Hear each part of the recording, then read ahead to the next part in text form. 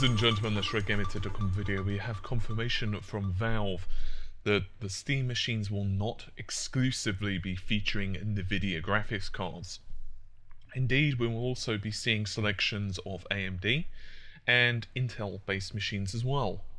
A Valve spokesperson by the name of Doug Lombardi was talking about this in a recent interview and has said, and I quote, "Last week we posted some technical specs of our first wave of Steam machine prototypes.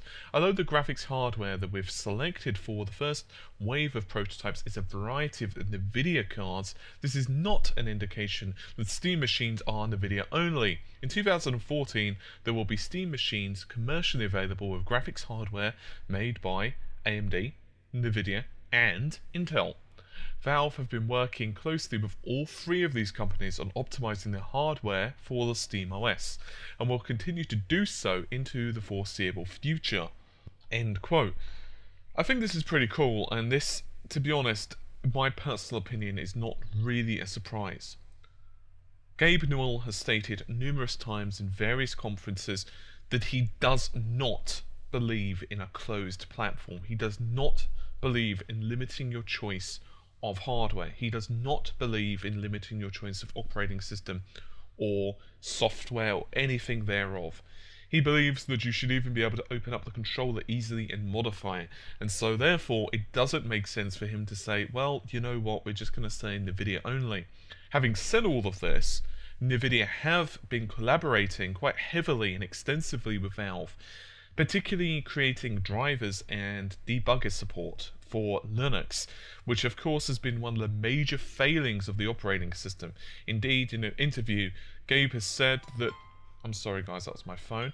Gabe has said in an interview that he believes that when he has spoken to developers, the developers have told him pretty much exclusively that the main thing they need to start bringing support and to take Linux seriously is simple: a decent debugger. It's pretty much like trying to find a needle in a haystack, going through, quite literally in some cases, hundreds of thousands or even millions of lines of code, trying to figure out why something doesn't work when you've compiled it for a Linux operating system. Now obviously some levels of the application's programming does still transfer over fine, especially if you're using something like OpenGL. However, there is definitely pieces of code, particularly for the sake of optimization, that you do need. And just for example of this, Gabe has spoken quite extensively about Left 4 Dead. When they ported it originally onto Linux, it ran pretty crappy actually. The frame rate was awful, simply because there was no optimizations and the code was horrible.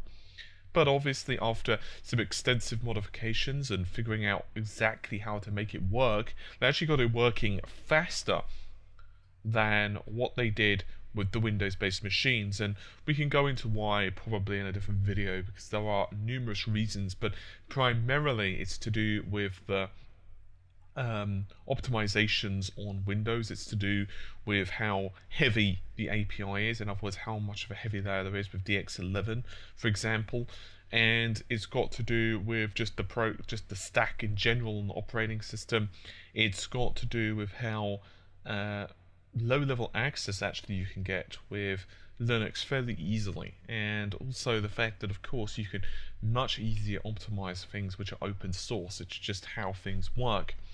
And so, moving to the idea of AMD, it's quite interesting from the perspective, I imagine, of AMD, and I'll tell you why.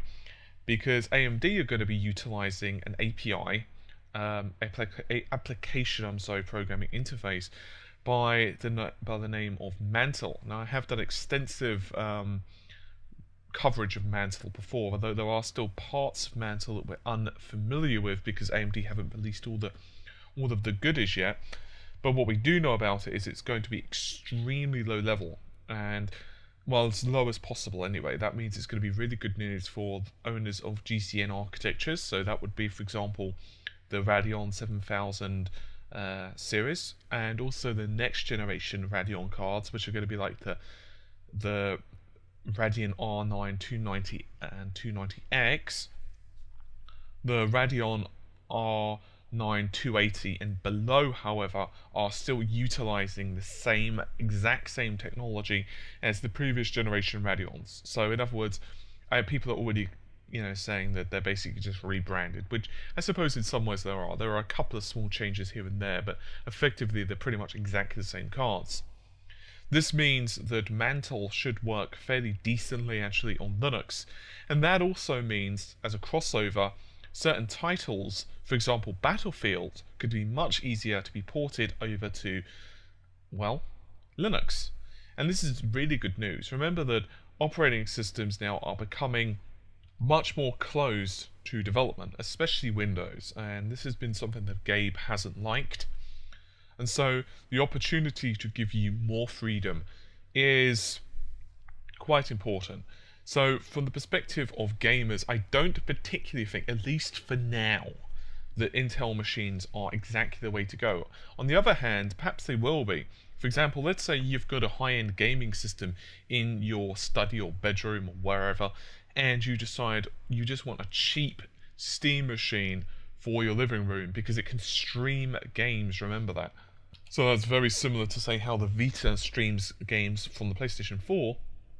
The Steam machines can actually stream titles from, say, one room to another using a closed network like, say, Wi-Fi.